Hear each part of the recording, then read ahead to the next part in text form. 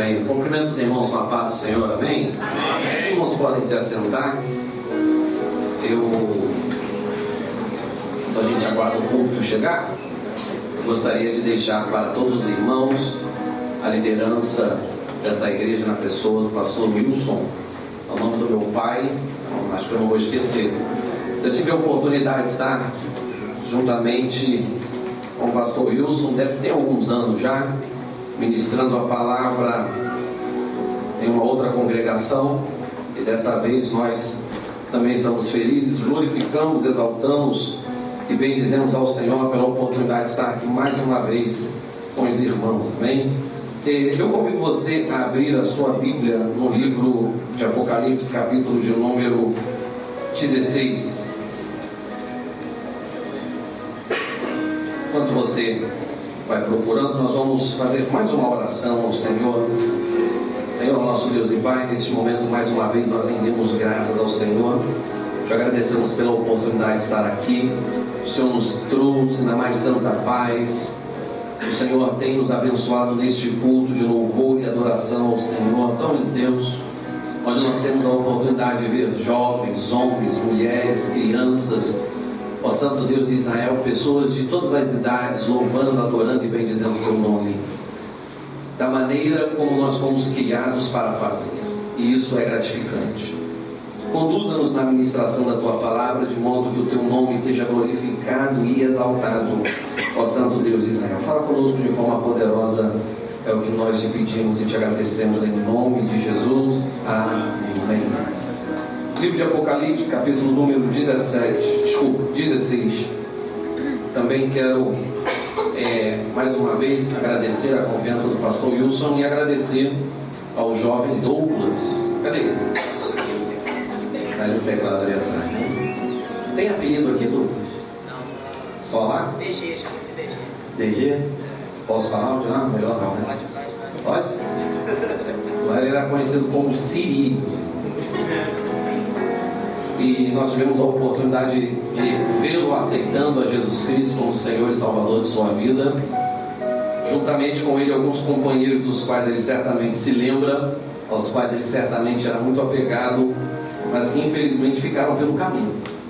Mas nós temos essa noite, mais do que a tristeza pelos que ficaram, nós temos a alegria daqueles que Deus tem confirmado hoje. Se você está aqui essa noite, é porque Deus tem confirmado você na presença dele.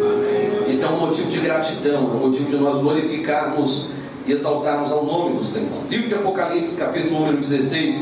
Eu queria pedir, não sei se seria possível, pelo menos uns 2 copinhos d'água, porque daqui a uns 2 minutos certamente já vou precisar usá-los. Diz assim no verso de número 15, me acompanhe nessa leitura, mesmo sentado, a palavra do Senhor diz assim.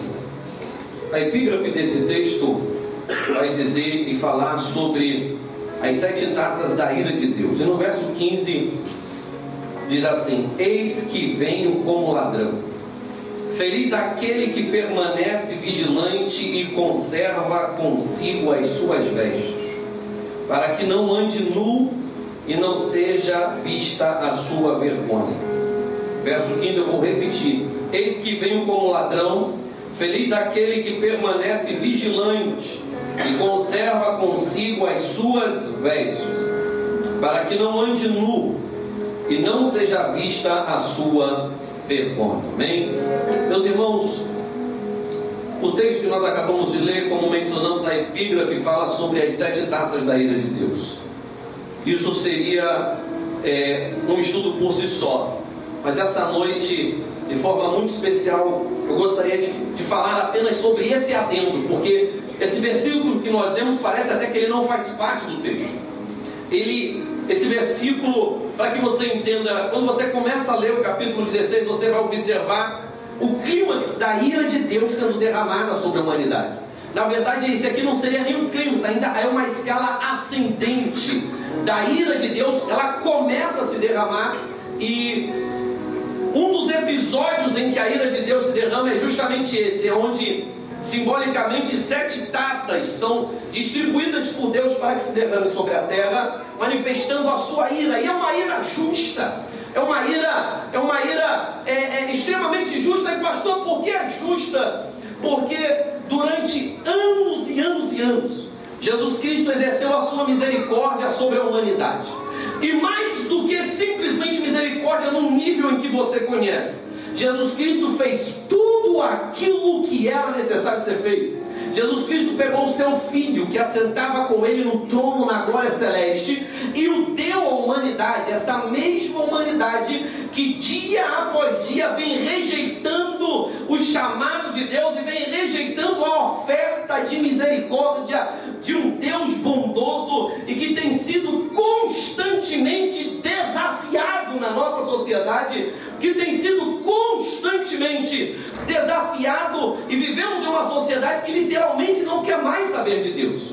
Segundo os textos bíblicos, você que tem orado para que a coisa melhore, eu lamento lhe decepcionar, mas no que diz respeito ao pecado, pelo que nós observamos das profecias da Bíblia Sagrada, a coisa não vai melhorar, e na verdade a coisa vai ficar ainda pior. E nesse contexto, esses 7 cálices são derramados. É um momento de angústia, é um momento de sofrimento, é um momento, ou melhor, será um momento de muita dor, de muita angústia e sofrimento sobre a humanidade. Não será uma dor ou uma angústia da maneira como você está acostumado a ver, ou você está acostumado a pensar. Porque hoje nós estamos acostumados a ver e a pensar na angústia. Quando nós ligamos a televisão, a gente ouve falar de um avião que caiu, a gente ouve falar de uma barragem de rejeito de minério que estourou e 300 vidas se perderam. A gente ouve falar de um terremoto onde 2.000, 3.000 pessoas vieram a perder as suas vidas. A gente ouve falar de um furacão, como aquele que passou recentemente na África, uma tempestade que devastou a nação, levou a nação a estaca zero novamente. Mas a angústia que está profetizada para os últimos dias é algo completamente diferente disso, porque é algo que vai acontecer simultaneamente no mundo inteiro. Não é algo que vai acontecer só do outro lado do mundo ou só aqui. É algo que todos, em todos os lugares, sentirão. É um momento de terrível angústia e agonia para a humanidade. Nesse contexto, a Bíblia vai falar sobre o primeiro anjo, o segundo, o terceiro, o quarto, o quinto e o sexto. E antes que o 7º anjo saísse do céu com a ordem de Deus para derramar da sua ira sobre a humanidade, Jesus Cristo parece que ele naquele momento, o texto bíblico aqui, ele faz uma pausa no verso 14. Ele para de falar sobre todas essas angústias, sobre todas essas agonias. E João, que estava lá, ouve a voz de Jesus Cristo. E é justamente o verso 15, Jesus falando e fazendo esse adendo. Não sei se na sua Bíblia, mas na minha, inclusive, o verso 15 está entre aspas. Porque é o momento em que as coisas param de acontecer e Jesus Cristo faz um pronunciado em meio a toda aquela situação de caos e agonia. E as palavras de Jesus que interrompem esse momento sagrado e reservado para o futuro, elas dizem: eis que venho como ladrão. E a sequência ele vai dizer: feliz é aquele que permanece vigilante e conserva consigo as suas vestes, para que não ande nu. Eu quero chamar a sua atenção essa noite somente para isso, para a importância das vestes. Perceba que é nesse cenário de caos, é nesse cenário sagrado reservado para o futuro, que Jesus Cristo faz uma pausa no derramamento da ira de Deus para dizer algo extremamente importante e que deve chamar a nossa atenção. Ele vai dizer: feliz é aquele que vigia, e feliz é aquele que guarda as suas vestes, para que não ande nu. Preste atenção. Uma das coisas que nos diferencia dos animais é o fato de nós usarmos roupas. Existem coisas no mundo animal, se você for comparar, você vai ver que os animais têm sangue, os animais têm coração, alguns têm pelo, outros têm couro, alguns têm penas, mas a forma biológica de sustento da vida é semelhante a todos. Existem algumas outras coisas que nos tornam diferentes dos animais, e talvez a que mais se destaque, que tenha levado a humanidade ao ponto em que nós estamos, ao ponto da tecnologia Wi-Fi, que em breve será substituída pela tecnologia tecnologia 5G.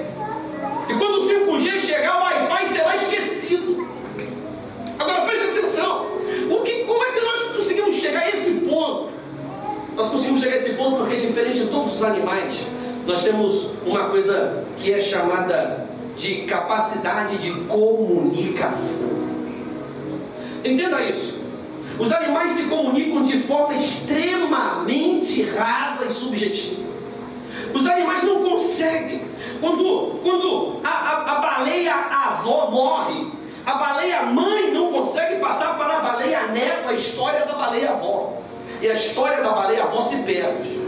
Isso acontece com o cachorro e com os pássaros. Quando um morre, a história dele é completamente esquecida. Mas por conta da nossa capacidade de se comunicar, a história é sempre passada. O conhecimento gerado por um passa para o outro. E esse conhecimento evolui quando ele morre, vai passando para o outro. Tudo isso graças à nossa capacidade de se comunicar. E a nossa capacidade de se comunicar, ela não se resume só à escrita. Ela não só resume somente à tradição oral. Existem outras coisas que são descritas no estudo da língua como capacidade de comunicação. Por exemplo, as roupas que nós usamos. As nossas vestes comunicam. Quando eu cheguei aqui e eu observei as pessoas com as camisas iguais, semelhantes, que tiveram, eu pensei, são da mesma igreja. Automaticamente essa informação ela já fica detectada. A grande maioria, pelo menos, deve ser da mesma igreja. Num domingo à tarde, início da noite, quando você vê uma pessoa passando de terno e gravata na sua rua, você sabe que ela não está indo para um escritório de direito e não está indo para um tribunal. Você sabe que ela está indo para uma igreja. Mesmo que isso não esteja escrito na testa dela, mesmo que você não a conheça, pelas roupas dela você sabe, porque as roupas delas estão comunicando: eu estou indo para a igreja. Quando você acorda no domingo de manhã, ou no sábado de manhã, e você trabalha no sábado, você vai para o ponto do ônibus, e aí você encontra aquela menina, aquele jovem sem camisa, de short, com aquela bolsinha transparente, com coisas de praia dentro, você sabe, ela está indo para a praia, ele está indo para a praia, porque as vestes comunicam isso. Quando nós lemos no livro de Apocalipse, capítulo 16, verso 15, esse adendo, esse alerta de Jesus dizendo: bem-aventurado e feliz aquele que guarda as suas vestes, que conserva consigo as suas vestes. Eu quero lhe alertar, porque Jesus Cristo não está falando da roupa que você usa. O texto, quando ele diz isso, ele não se refere à indumentária do corpo físico. Ele não está falando sobre o tamanho da saia. Ele não está falando sobre o tamanho da manga da camisa. Ele não está falando sobre a peça íntima que você usa. Ele não está falando sobre isso. As vestes aqui e em diversos outros lugares da Escritura simbolizam a vida. Não a vida biológica, mas a vida como você a vive. A vida como você a considera. E nesse texto você pode perfeitamente substituir a palavra vestes pela palavra vida. E nesse caso a sua compreensão se aprofunda, porque você consegue entender que na verdade Jesus Cristo, em meio a todo aquele caos, ele está dizendo: feliz é aquele. Jesus está olhando para o caos da ira de Deus sendo derramada. Escute, sem piedade. Porque hoje nós vivemos no tempo da misericórdia. E eu costumo dizer, nós entendemos pela teologia que todos os atributos de Deus coexistem de forma igual. Não coexistem da mesma forma como os nossos sentimentos coexistem em nós. Porque uma hora você está feliz, a outra hora você está triste. E você nunca sabe quando vai ficar feliz, você nunca sabe quando vai ficar triste. E quando você está triste, você quer ficar feliz, mas parece que é uma briga entre um sentimento e outro. Isso não acontece com Deus. Da mesma forma que Deus é santo. Aleluia. Aleluia. Na mesma medida da sua santidade, da sua pureza, Ele tem outros atributos e sentimentos que coexistem de forma igual. Estão todos no mesmo nível e nenhum ultrapassa o outro. E todos eles sabem exatamente qual é a sua hora de se manifestar. Aleluia. E hoje nós estamos vivendo um momento em que a ira está aqui atrás e a misericórdia está aqui na frente. E a ira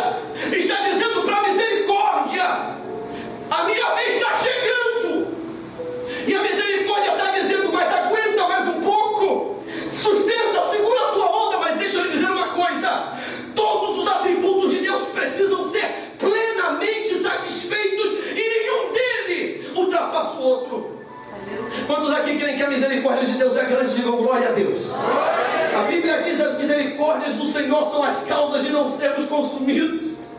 Mas só a misericórdia, se você acha que a misericórdia é grande, entenda isso, a ira é tão grande quanto na mesma medida, e isso é terrível. E é nesse contexto que em algum momento da história da humanidade, a misericórdia irá dizer para a ira: a minha vez acabou, agora é a tua vez. E quando a ira se derrama sobre a humanidade, ela vem como uma violência, ou como uma violência tal, que nesse contexto, vendo e prevendo toda essa angústia, que Jesus Cristo vai dizer: feliz é aquele, aleluia, bem-aventurado foi aquele, aleluia, que enquanto a misericórdia estava na ativa, enquanto a misericórdia limitava a destruição da ira, guardou as suas vestes, guardou a sua vida, aleluia, Deus, conservou a sua vida. Como eu já disse, o texto não está falando sobre a indumentária, o texto está falando sobre a vida. Jesus não está preocupado se você está de camisa ou de camiseta. Jesus está preocupado com a postura do teu coração. aleluia. Agora eu queria compartilhar com os irmãos, ao longo das Escrituras Sagradas, pelo menos 3 ou 4 situações onde as vestes são colocadas em evidência, em contraposição à vida que se leva ou que se retrata. Abra comigo a sua Bíblia no livro de Lucas, capítulo de número 20.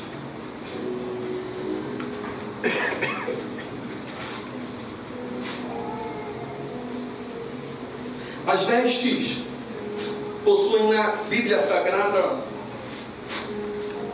uma importância fantástica, e muito destaque é dado às vestes, no sentido de que as vestes representam ou simbolizam a vida. Livro de Lucas, capítulo 20, verso 45 e verso 46 diz assim: estando todo o povo a ouvi-lo, Jesus disse aos seus discípulos: cuidado com os mestres da lei, eles fazem questão de andar com o quê? Roupas especiais. Roupas especiais. E gostam muito de receber saudações nas praças, e de ocupar lugares mais importantes nas sinagogas, e os lugares de honra nos banquetes. Parece agora que Jesus vai falar sobre uma outra classe, mas ele está falando da mesma. Ele vai dizer no 47: eles devoram as casas das viúvas, e para disfarçar fazem longas orações. Esses homens serão punidos com maior temor. Preste atenção, porque aqui nós estamos falando das vestes da pretensão. Aqueles homens, naquele momento histórico, eles eram e representavam a classe religiosa, a classe sacerdotal, e eles também representavam a classe política da nação de Israel. Apesar da nação de Israel estar debaixo do jugo do Império Romano, quem representava as demandas da classe política era também representante da classe religiosa. Talvez você não entenda muito da cultura judaica daquela época, mas com certeza o mínimo que você já viu no filme, ou que você já leu na Bíblia, você sabe que quando nós falamos de fariseus, de sacerdotes, de escribas e até dos saduceus, nós estamos falando de um grupo de pessoas naquela época que representavam o povo. São pessoas que deveriam obrigatoriamente ser o exemplo. Nós estamos falando de uma classe de pessoas que conheciam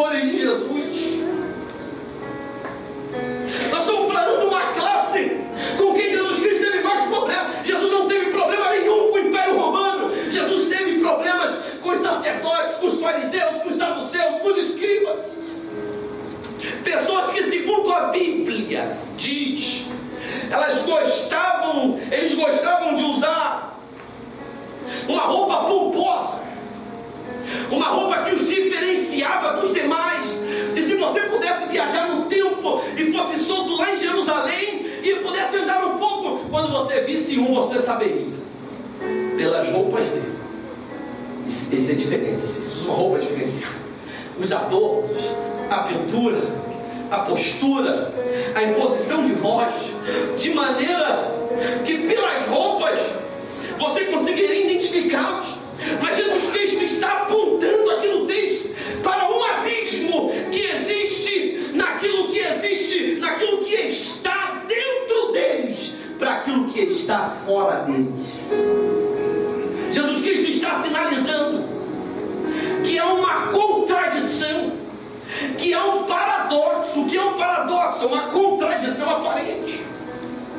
Jesus está dizendo: olha, tem algo errado, porque as vestes deles não traduzem aquilo que eles são por dentro. As vestes dessa classe não traduzem o que essa classe tem por dentro. Que desgraça para eles terem que ouvir e terem que ser comparados por Jesus Cristo dessa forma.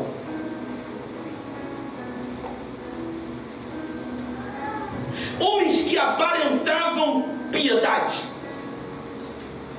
homens que aparentavam amor, homens que aparentavam zelo pelas coisas de Deus. Mas num dos seus embates finais, Jesus Cristo vai dizer assim: raça de víboras. Poucas vezes na Bíblia se viu Jesus encarnado tão irado. Você não consegue, depois você estuda isso, que é uma coisa tão profunda e é tão indelicado que eu não posso falar aqui. O que significa chamar aquele povo de raça de víbora? Jesus está dizendo assim: a mãe de vocês é uma cobra. É isso que Jesus está dizendo. Jesus Cristo vai dizer assim: vocês são como sepulcros caiados. Meu Deus. Quantos aqui já tiveram em cemitério aí? Levanta a mão. Pela natureza da minha função, eu não sou coveiro e nem zelador de cemitério, mas vira e mexe a gente tem que dar uma passagem lá.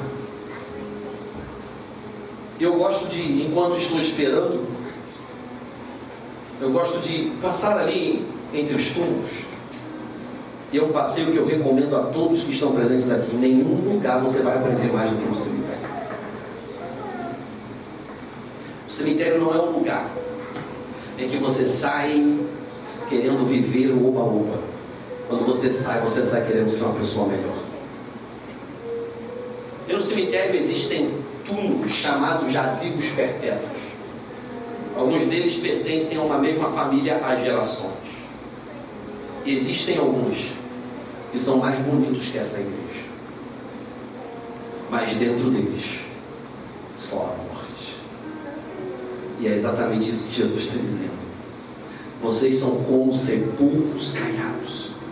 Quando você pega um túmulo e ornamenta, e bota flores, e pinta, e bota azulejo, e bota imagem, bota dizeres, mas nada daquilo consegue refletir a realidade do que há dentro daquele túmulo.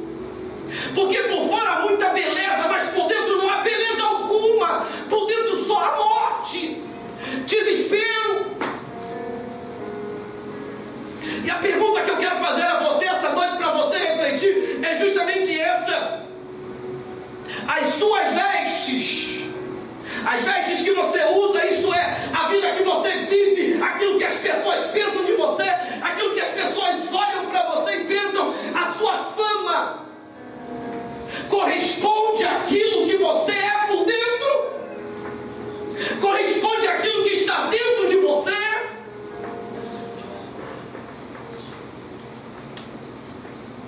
Ou as suas vestes, a sua vida é semelhante à dos fariseus, que por fora é uma coisa e todo mundo te dá a paz do Senhor, e você ora, você expulsa demônio, você prega, você canta, mas por dentro você está morto. Meu Deus.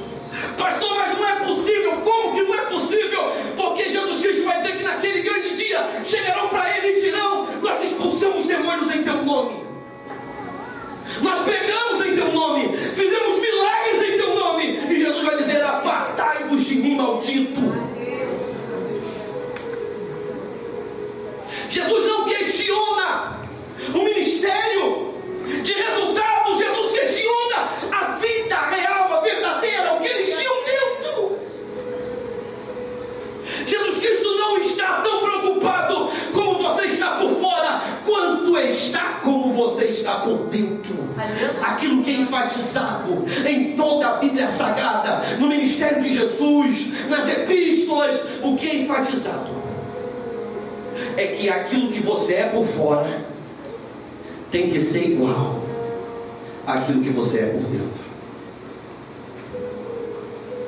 O segundo ponto que eu gostaria de compartilhar com os irmãos, abra sua Bíblia de Marcos, capítulo de número 15.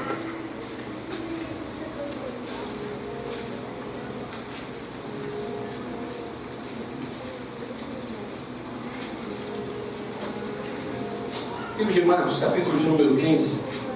E nós ainda estamos falando sobre a importância que as Escrituras dão às vestes e aquilo que as vestes simbolizam. Marcos capítulo 15, verso 16. Diz assim a palavra do Senhor: os soldados levaram Jesus para dentro do palácio, isto é, o pretório, e reuniram toda a tropa. Vestiram-no com o quê? Vestiram-no com um manto de púrpura. Depois fizeram uma coroa de espinhos e colocaram nele. O que é que está acontecendo aqui? Esse é um momento importantíssimo da história da humanidade. O Jesus Cristo profetizado por Isaías está no ápice do seu ministério. Por mais que a gente olhe para esse texto com agonia, com tristeza, com dor, nós deveríamos olhar para esse texto com alegria e com júbilo. Porque aquilo que havia sido profetizado pelo profeta Isaías estava se cumprindo. Isaías vai dizer no seu livro, no capítulo 53, olha, nenhuma beleza havia nele para que o desejássemos. E é esse o quadro que Jesus Cristo está pintando, ou que está sendo pintado de Jesus. Um Jesus sofrendo, amargurado, preso, aparentemente impotente, entregue, maltratado, vilipendiado, sofrido, agoniado. Sabe por quê? Porque toda a ira de Deus está sendo derramada sobre Jesus. E é justamente nesse cenário, é justamente nesse momento, o profeta Isaías vai dizer: a Deus agradou moê-lo. Deus o fez enfermar, o fez sofrer. Ele levou sobre si os nossos pecados, e pelas suas pisaduras nós fomos sarados. Esse é o momento histórico em que isso está acontecendo. E nesse contexto, Jesus é levado ao palácio. E eles pegam então uma veste real. Eles pegam, alguns vão dizer que era como se fosse o turbante de um rei. Algo que não simbolizava a verdade daquele momento. Porque naquele momento nós estamos diante de um Jesus que está sofrendo, que está sendo maltratado, que a ira de Deus está sendo derramada sobre ele. E é nesse contexto que esses homens lançam sobre Jesus um manto. Um manto que ofusca agora, uma veste que ofusca a verdade de Deus. O apóstolo Paulo, quando escreve a carta 1 Coríntios, ele vai dizer: nada propus saber entre vós, senão a Jesus Cristo e este crucificado. Quando você olha para esse momento aqui, você está diante de um momento mais belo da história da humanidade. Quando você lê essa história, você está lendo os poemas acerca da manifestação do amor de Deus, porque era isso que Jesus Cristo estava fazendo ali, não revelando a tristeza de Deus, mas revelando o amor. Tentaram tirar esse momento de Jesus através de uma falsa palavra. Pilatos vai dizer: fala comigo, Jesus, porque eu nem quero te fazer mal. Será que tu não sabes que eu tenho o poder para te soltar, ou para te prender, para te fazer viver, ou para te fazer morrer? E é nessa ocasião que Jesus interrompe o silêncio. E Jesus diz assim: nenhum poder te foi dado. Ninguém toma a minha vida, rapaz. A minha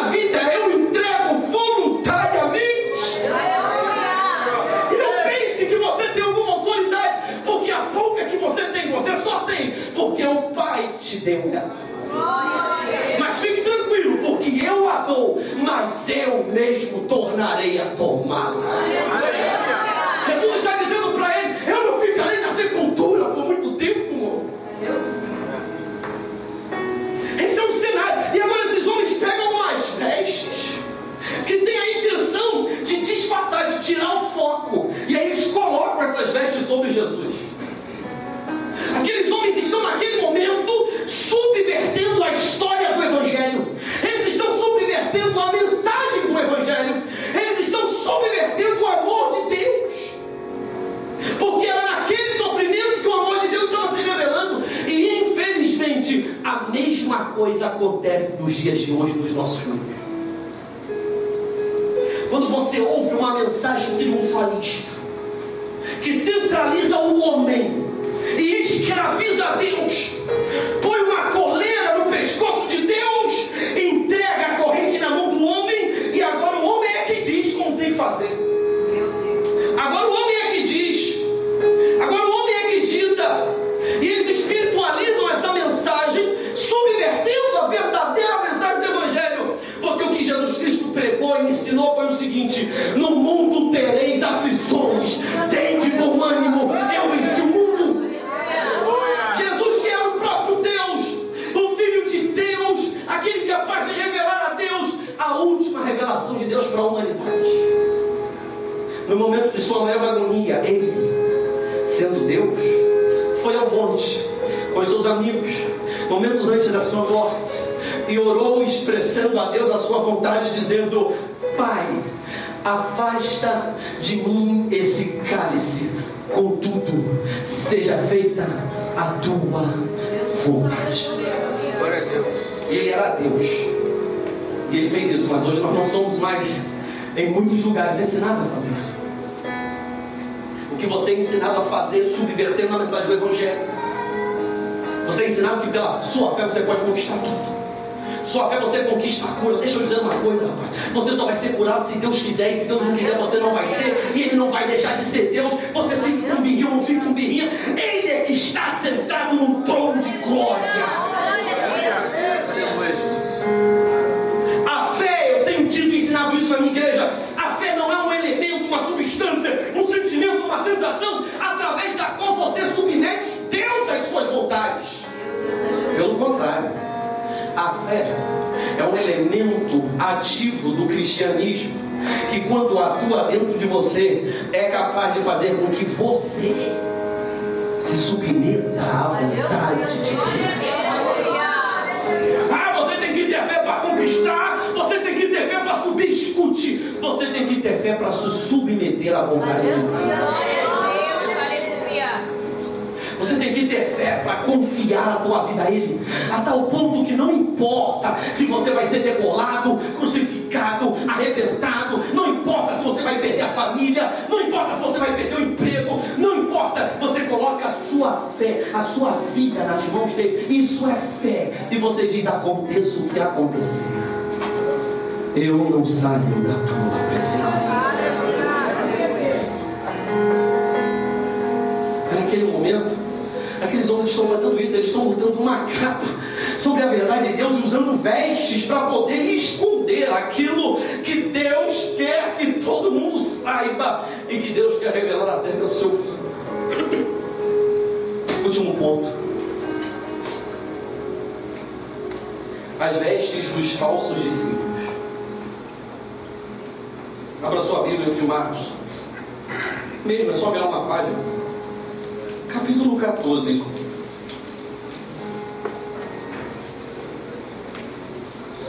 verso 51.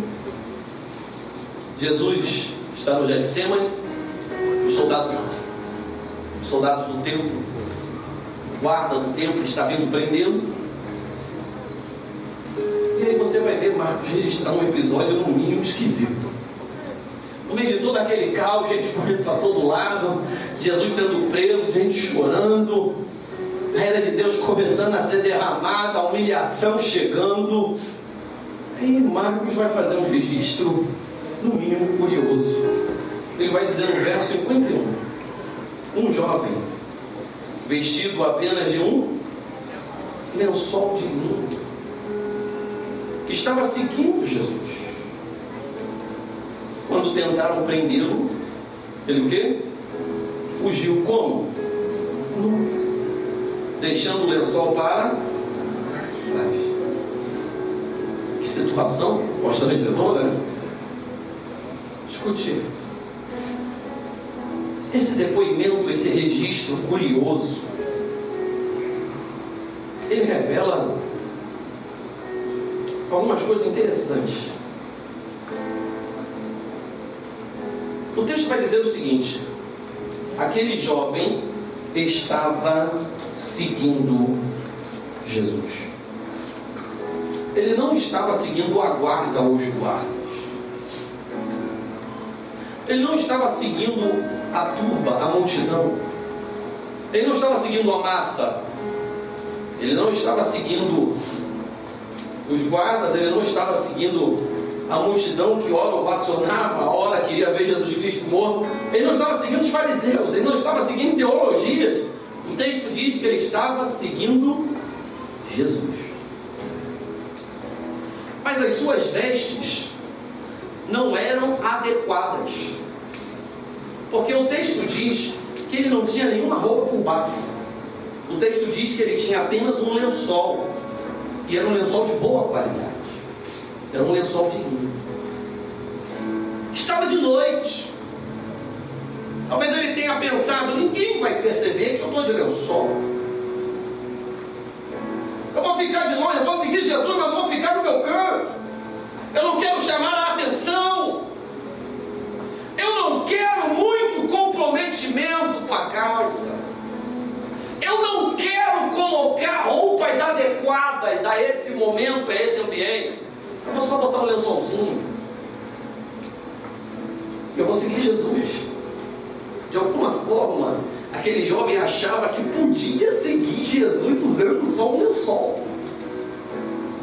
Mas um lençol não eram roupas adequadas para seguir Jesus. A pergunta que eu faço para você essa noite é: como seguidor de Jesus, quais são as suas vestes? Aquele jovem simboliza os seguidores ocasionais. O pastor Wilson deve ter visto muita gente assim.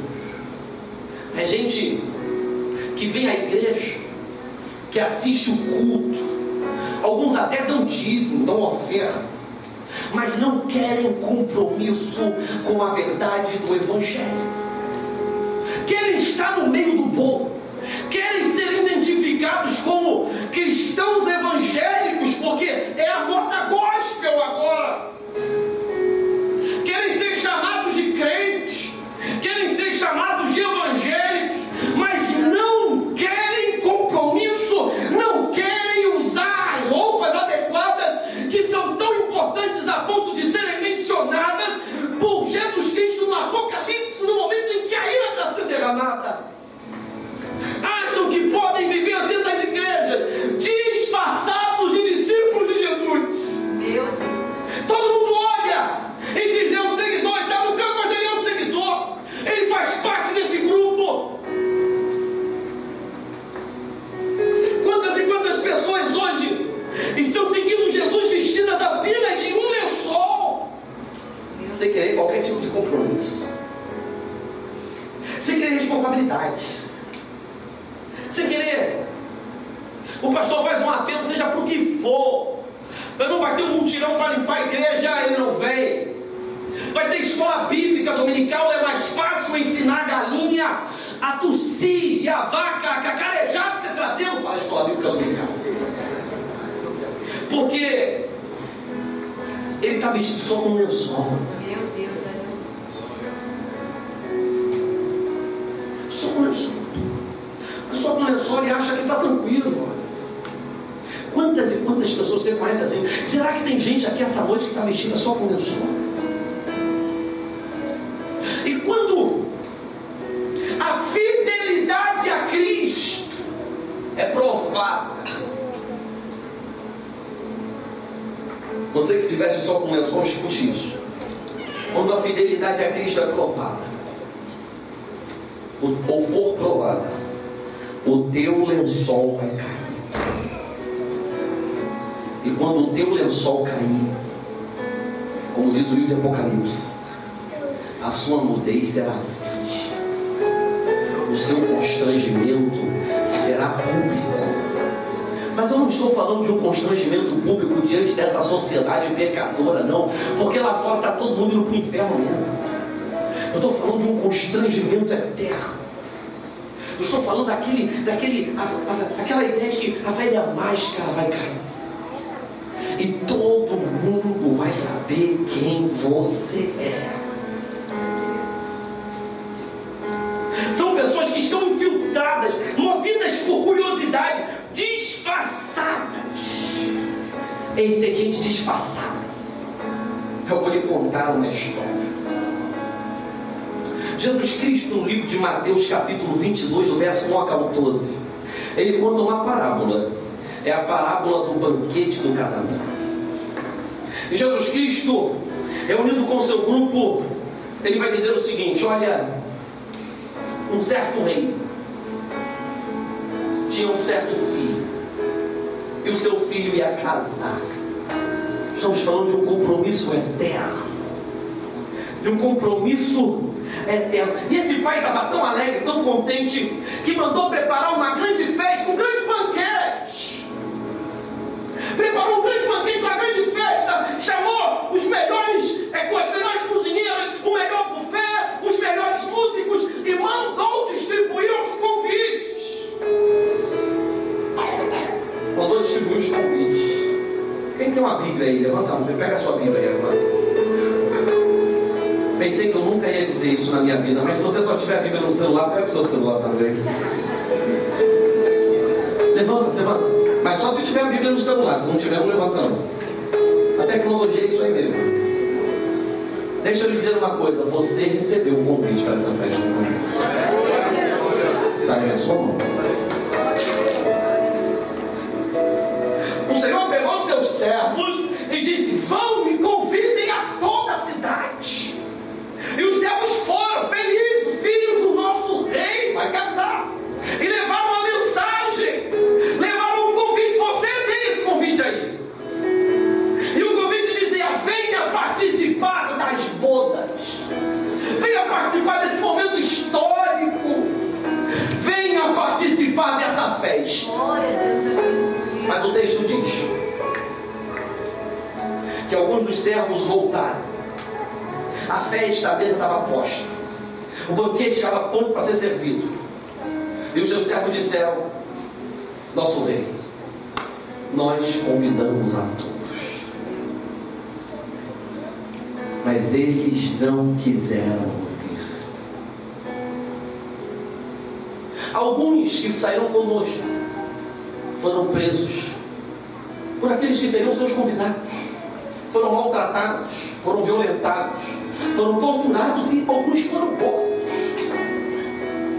E o rei se irou, diz o texto, e disse: a festa está preparada, o casamento é legítimo, mas preste atenção, porque o problema não está na festa, o problema não está no rei, e o problema não está no filho, o problema não está no convite, o problema está nos convidados. O que o rei vai dizer é o seguinte: mas aleluia, os convidados não eram dignos. Reúna todos os servos que eu ainda tenho e diga a ele: agora vocês vão para fora da cidade. aleluia. Entrem nas vielas, entrem nos becos. Olha o que o texto vai dizer: convidem a todos, sejam eles bons ou sejam eles maus. Você pode até ser mau, mas também está convidado para entrar nessa festa. Glória a Deus. E o texto diz que agora a festa enche. Aleluia. Era gente para todo lado. Todos felizes, todos jubilando, todos pensando: nós nem íamos ser convidados, nós íamos ficar de fora desse momento. Mas o rei foi tão misericordioso que estendeu para nós. O texto vai dizer, estendeu para todos, mendigos, prostitutos, todos que receberam o convite e quisessem entrar na festa, eles poderiam entrar. Enquanto a festa está rolando, todo mundo feliz. O rei sai para cumprimentar os convidados. O texto diz que o rei começa a passar no meio dos convidados. Aperta a mão de um: seja bem-vindo à minha casa. Seja bem-vindo à minha festa. Seja bem-vindo. Muito obrigado por você ter vindo. Seja bem-vindo. Você é muito bem recebido aqui na minha casa. Enquanto o rei está passeando, Jesus vai dizer, mas de repente algo chama a atenção do rei. No meio dos convidados tinha um, pastor Lúcio, que estava comendo, estava bebendo refrigerante, estava comendo os quitutes, estava comendo a jantinha, estava comendo bolo, estava comendo docinho, estava comendo brigadeiro, estava bebendo suco. Mas o dono da festa, o rei, olhou para ele e disse: moço, por que você não está usando as vestes nupciais?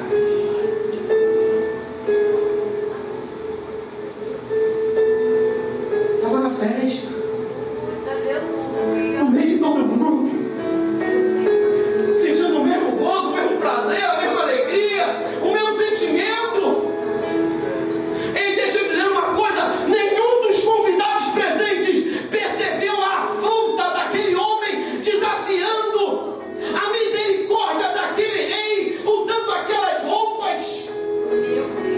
Você pode até passar despercebido do olho do pastor, do olho dos outros convidados, do olho da liderança, mas não passa despercebido do olho de Deus.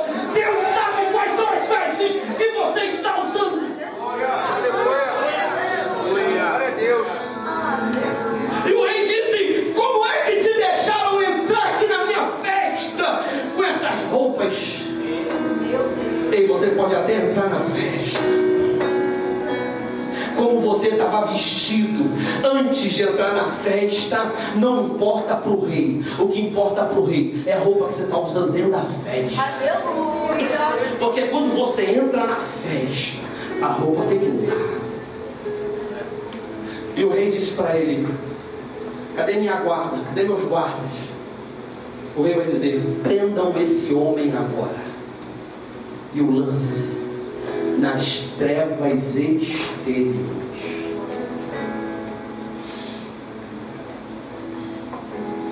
Eu vou concluir. Você conhece a história do filho pródigo? Ele tinha tudo na presença dele. Ele decide sair. Você conhece a história? Ele saiu. Vai ver a vida dele, perdeu tudo, ficou na miséria, na pindaíba, sofrendo lá na miséria. Ele aprendeu a valorizar o que ele tinha aqui. De repente ele se conscientiza, ele olha para as suas roupas, ele olha para as vestes, porque ele era o filho do dono da casa. Ele tinha tudo. Ele gozava, usufruía da presença do pai. Ele tinha tudo. E agora ele olha para as suas vestes e para a sua condição de miséria, andando na lama, se alimentando das mesmas comidas que os paus comiam. E ele decide: levantar-me-ei e irei ter com meu pai. E ele vai. E ele ensaia o discurso. E o texto diz: quando aquele jovem ele vem vindo lá longe, todo maltrapilho, todo imundo, todo sujo, o pai corre ao encontro dele, lança-se sobre ele. Quando o pai está chegando, ele já se prostra. E prostrado ele diz: pai, pequei contra o céu e diante de ti. Não sou digno de ser chamado teu filho. O texto diz que o pai se lança sobre ele e o abraça. A primeira ordem e a primeira coisa que o pai diz diz o texto, ele vira para os seus servos e diz: tragam agora vestes novas para este meu filho, porque ele estava morto e reviveu, perdido e foi achado. Sabe o que isso sinaliza para a gente? Para entrar na presença do Pai, para viver na casa do Pai, para morar de vez debaixo do mesmo teto que o Pai, tem que usar as vestes que o Pai dá. O Pai está dizendo: meu filho, a roupa que você está usando, que você veio com ela lá de fora, não serve aqui dentro. Meu Deus, é meu. Aqui dentro não dá para usar essa roupa. Aqui dentro você tem que usar a roupa que eu dou a você. Coloque-se de pé nesse momento.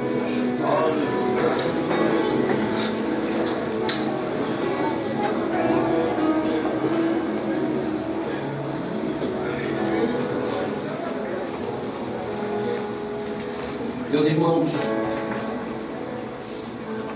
se existe uma coisa com a qual Deus se importa, é com a roupa que você está usando. Quando eu falo a roupa que você está usando, eu não estou falando da indumentária do seu corpo físico. Eu estou falando da sua vida. Estou falando da história da sua existência. Eu estou falando como você está gastando os seus dias. Nós vimos pelas Escrituras Sagradas, não dá para viver na presença do Pai usando qualquer roupa. Você não pode chegar aqui e usar qualquer roupa, porque se você está usando só o lençol, uma hora vai cair. Se a tua roupa está suja e você quer entrar, tem que trocar. Deixa eu lhe dizer uma coisa: o banquete já foi posto à mesa, os músicos já começaram a tocar, e o dono da festa já disse: comece a servir as mesas. Ele está passeando aqui assim. As vestes das quais a Bíblia fala, o profeta Isaías vai dizer: vestes de louvor ao invés de cinza. Como é que você está vivendo a sua vida?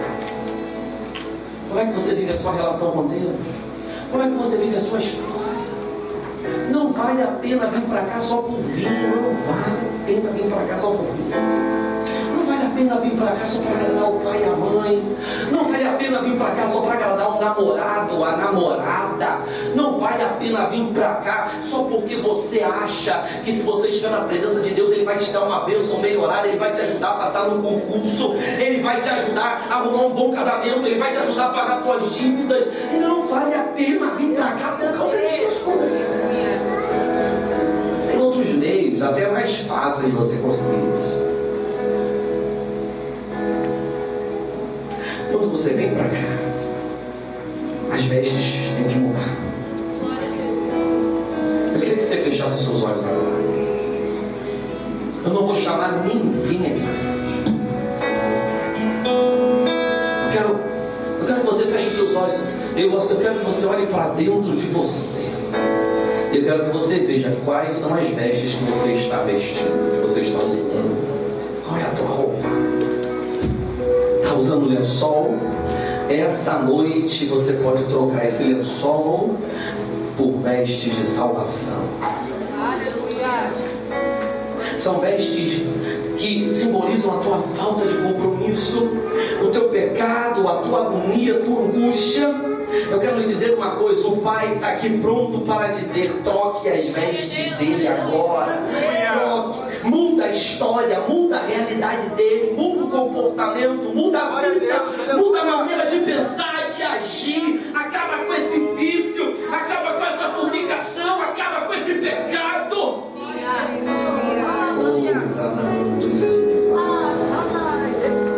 Glória a Deus. Olha, a minha oração não pode fazer nada por você agora, é a tua oração que vai fazer.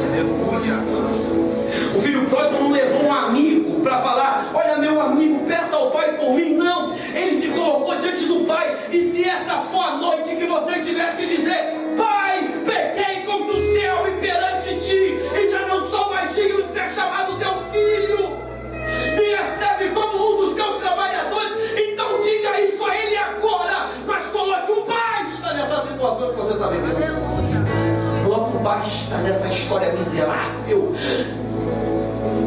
Arranque essas vestes imundas e deixe o Pai ornamentar você com vestes espirituais. Peça ao Espírito Santo de Deus para dar a você as vestes que sejam coerentes